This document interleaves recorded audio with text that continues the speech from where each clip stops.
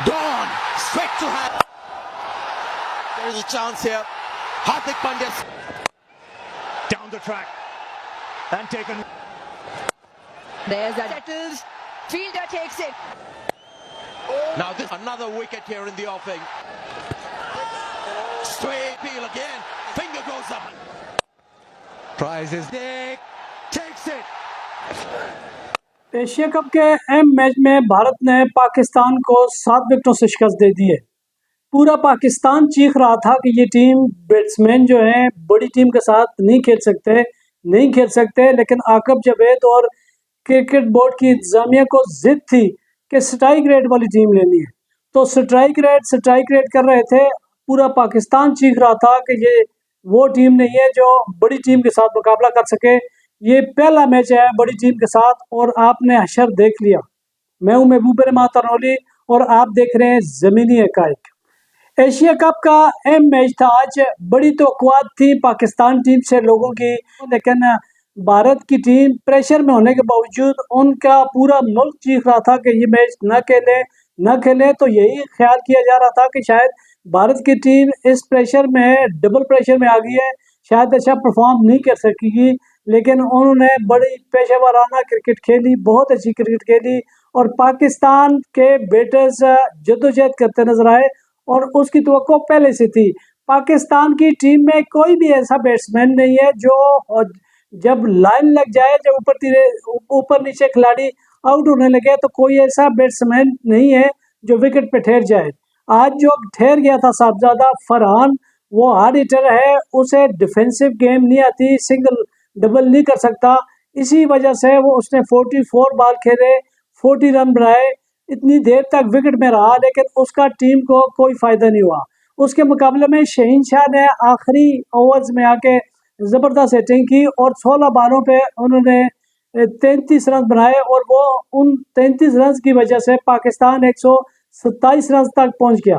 लेकिन जब अगर बात की जाए ओपनिंग की तो एक मरतबा फिर सायो मयूब फिर फेल हुए, वही पहली बॉल पे विकेट दे के चलते बने और ये कोई पहला मौका नहीं है। सायो मयूब ऐसे हमेशा ऐसा ही होता है कि पहले ही ओवर में और जल्दी आउट हो जाते हैं और बहुत कम ऐसा हो गया है कि वो विकेट पर रहे और अपनी पुरानी इनिंग्स खेले जिस तरह वो खेला करते थे। आजकल जब से वो ऑलराउंडर बने उनकी सारी तवज्जो शायद अब बॉलिंग पे चली गई है, अब वो बैटिंग नहीं कर पा रहे। उनके साथ जो दूसरे साहबजादा फरहान आए थे वो प्रेशर का शिकार हो गए। उसके 1 डाउन पे आने वाले मोहम्मद हारिस के बारे में तो मैं बजाते खुद पूरा पाकिस्तान चीख रहा है, बार बार कह रहा है कि मोहम्मद हारिस उस कैलिबर का बैट्समैन नहीं है जिसके लिए आपने इस टीम में छुपाया हुआ है। वो 11 मैचेस में फेल हुआ था, एक ओमान के खिलाफ 50 बनाई थी और फिर पता नहीं उनसे क्या तवक्कुआत बांध दी थी उन्होंने, एक मरतबा फिर 1 डाउन भेज दिया और 1 डाउन में उसने वही किया जिसकी उससे तवक्को थी। 5 बॉलें खेली, 2 रन बना के आउट हो गया। और उसके बाद जो फ़खर जमान भी अपना खेल उस तरह नहीं खेल सके। हालांकि उनको टीम को उनकी बड़ी ज़रूरत थी, एक सीनियर बैट्समैन थे, उनको तो लेके चलना था, लेकिन वो भी उसी तरह जल्दबाजी में आउट हो गए और सिर्फ 17 रन बना सके। उसके बाद आगे कप्तान साहब, हमारे स्ट्राइक रेट हीरो कप्तान सलमान अली आगा साहब आगे, जो जब से कप्तान बना है बैटिंग करना बिल्कुल भूल गया है और वो हासपे साबक उसी तरह आए। आके उन्होंने विकेट पे बड़ी कोशिश की, उन्हें बॉल बैट पे ही नहीं आ रही थी उनसे और 12 बॉलें ज़ाया की, 3 रन बनाए और आउट होके चले गए। जब से कप्तान बने उन्हें बैटिंग करना भूल गई है। ये पहले कुछ ना कुछ कर सकते थे, लेकिन जब से वो कैप्टन बने तो बैटिंग तो कर ही नहीं पा रहे। उसके बाद मोहम्मद हारिस की बात आती है। मोहम्मद हारिस को कुछ दिन पहले जब सीरीज हो रही थी वेस्ट इंडीज के खिलाफ, बांग्लादेश के खिलाफ, हमने देखा हारिस को 1 डाउन या 2 डाउन आजमाते थे और बहुत ऐसा चलता था।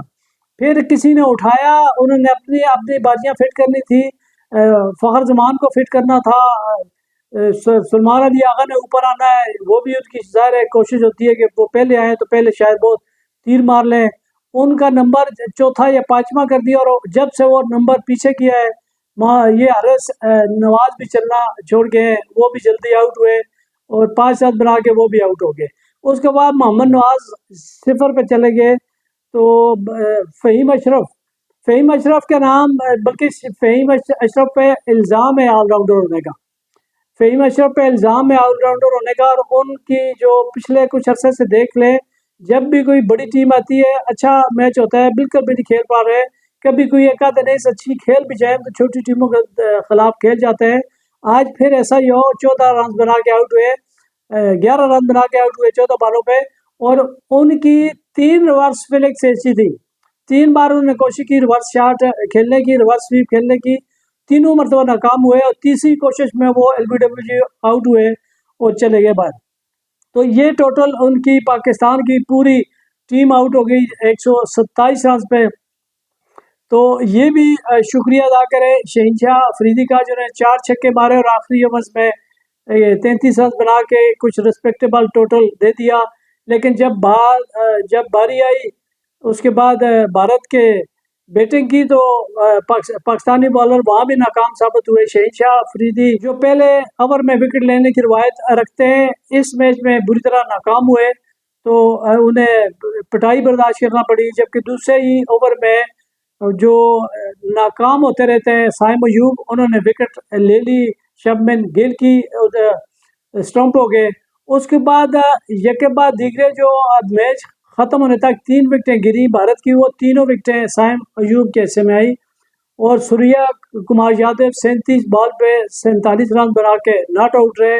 उन्होंने विनिंग शॉट छक्का मारा और यूं अपनी टीम को इस एशिया कप के अगले राउंड में पहुंचा दिया। अब उनका घरचे एक मैच बाकी है, तो उम्मीद तो की जा रही है कि ओमान से वो शिकस्त नहीं खाएंगे, लेकिन पाकिस्तान की उम्मीद की जा सकती है कि यूएई के खिलाफ भी स्ट्रगल करेंगे, क्योंकि ओमान के खिलाफ भी पाकिस्तान टीम स्ट्रगल कर रही थी बैटिंग में, बॉलिंग घरचे अच्छी की थी। अब यूएई का मैच अगर पाकिस्तान जीत जाता है, अब यहाँ भी बात देखें अगर मगर पे आ गई है, क्योंकि यूएई की टीम भी बैटिंग अच्छा कर लेती है। तो यहाँ अगर पाकिस्तान यूएई को हरा देता है तो फिर इम्कान है कि वो सेमीफाइनल में पहुंच जाएंगे, और अगले मैच में फिर दूसरे ग्रुप से जो भी टीम उनके साथ आएगी, और एक मरतबा अगर वहाँ उसमें ग्रुप में जीत जाते हैं तो फिर एक मरतबा फिर भारत से टाकरे की उम्मीद है।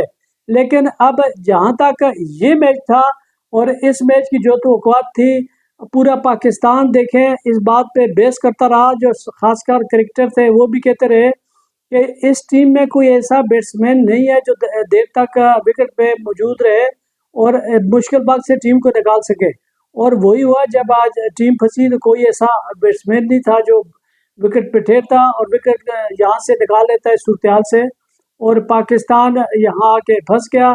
और ये तो मैं भी गुज़श्ता काफ़ी अर्से से कहता रहा, बाकी भी कहते रहे कि ये टीम जब भी किसी बड़ी टीम के साथ खेलेगी तो इसी तरह के नताइज निकलेंगे जो आज नतीजा हमने देखा है। बड़ी टीम के खिलाफ ये जो नया टैलेंट आपने स्ट्राइक रेट वाला, उसका नाम रखे जी स्ट्राइक रेट। ये स्ट्राइक रेट की टीम है, ये बैट्समैनों की टीम नहीं है। ये आप आए 15 बॉलों पे अगर आपने 25 रन बना लिए तो आप टीम के हिस्सा बनेंगे, ये आपका स्ट्राइक रेट अच्छा हो जाएगा। इस तरह की टीम है ये। यहाँ बैट्समैन नहीं देखे जाता, यहाँ स्ट्राइक रेट देखा जाता है। और फिर बाबर आजम और रिजवान तो याद आए, कम से कम उनकी मौजूदगी में टीम फाइट तो करती थी। इसी इंडिया को बगैर कोई आउट हुए 2 मरतबा उन्होंने इंडिया को हराया है। रिजवान और बाबर आउट ही नहीं हुए थे और इंडिया को हरा दिया था। तो जब भी कभी हारे भी है पाकिस्तान इंडिया से तो एक फाइट करके हारे। आज का मैच तो बिल्कुल एक तरफा था। तो आज के इस मैच के बाद यकीन कर रहे हैं, उम्मीद कर रहे हैं कि अब अकल आ जाएगी जो टीमें बनाते हैं, और इस पाकिस्तान की टीम नहीं बनाते बल्कि वो पाकिस्तान से खेल रहे हैं।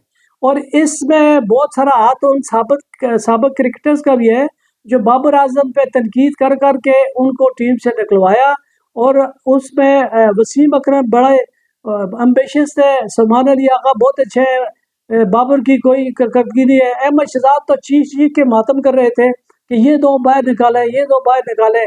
तो आज देख लिया रिजल्ट। अब इसके अलावा बहुत कराची वाले भी बहुत से साबिक क्रिकेटर हैं, स्पोर्ट्स एंकर हैं, जिनको ये बहुत बुरे लगते थे। आज आपने रिजल्ट देख लिया, आज आपको याद आए होंगे वो किस तरह यहाँ टीम किस तरह खेली है। ये आपकी टीम है। अब एक बोलता फिर कहते हैं ये नहीं है कि यहाँ अब श्रीलंका के साथ अगर मैच आता है तो फिर भी आप देख लीजिएगा। उसके बाद अभी बड़ी टीमें तो रहती हैं, ये तो इंडिया एक टीम आई है आपके सामने। अभी बड़ी टीमों के साथ आपका ये नया टैलेंट स्ट्राइक रेट आगे जाना है।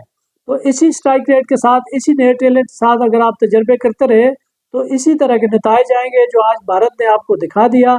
आपने बुरी तरह शिकस्त खा गए, पूरी कौम को बड़ी तकवात बांध के बैठी हुई थी, पूरी कौम को मायूस किया और आज वही बबल चबाते हुए एक मरतबा सलमान अली आगा वापस आ गए। तो बहुत मायूस किया पूरे पाकिस्तान को, शायकीन क्रिकेट को। अब क्या उम्मीद रखें, आइंदा पता नहीं कैसा खेलेंगे। इजाज़त दीजिए, खुदा हाफ़िज़।